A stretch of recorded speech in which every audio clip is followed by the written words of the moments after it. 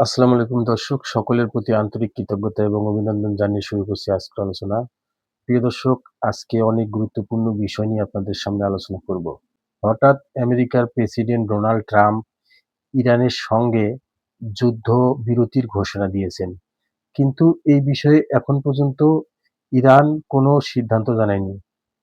তবে Donald Trump সংবাদ মাধ্যমকে দেওয়া সাক্ষাৎকারে জানিয়েছেন যে ইরান তাদের সাথে শান্তি চুক্তিতে বসতে চায়।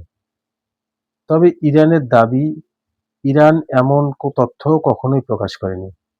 তাহলে প্রশ্ন হচ্ছে একটাই, ডোনাল্ড ট্রাম্প কেন বলছেন যে ইরান শান্তি চুক্তিতে বসতে চায়? এই বিষয়ে আজকে বিশ্লেষণ করব, তাই পুরো ভিডিও জুড়ে আমাদের সঙ্গে থাকবেন।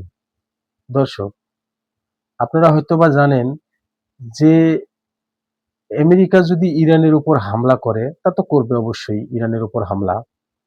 তবে ইরান যদি তার পরিপ্রেক্ষিতে অর্থাৎ পাল্টা আক্রমণ করে, তাহলে এই ক্ষেত্রে মধ্যপ্রাচ্যের বিভিন্ন দেশগুলোতে সংকট দেখা দিবে।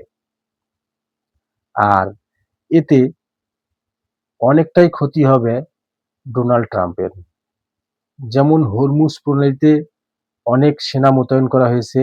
সেখানে পৃথিবীর সবচেয়ে বড় একটা জ্বালানি তেলের উৎস হচ্ছে হরমুজ প্রণালী। যে হরমুজ প্রণালী দিয়ে জ্বালানি তেল আসে, সেখানে অনেক সেনা মোতায়েন করা হয়েছে। অনেক নজরদারি বাড়ানো হয়েছে। বিশ্বের পরিস্থিতি, বিশ্ব অর্থনীতিতে অনেকটাই প্রভাব পড়বে।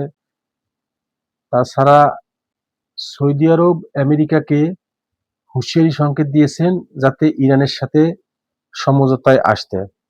কারণ এই ক্ষেত্রে ইরান একেবারেই কারো কাছে মাথা নত করার দেশ নয়।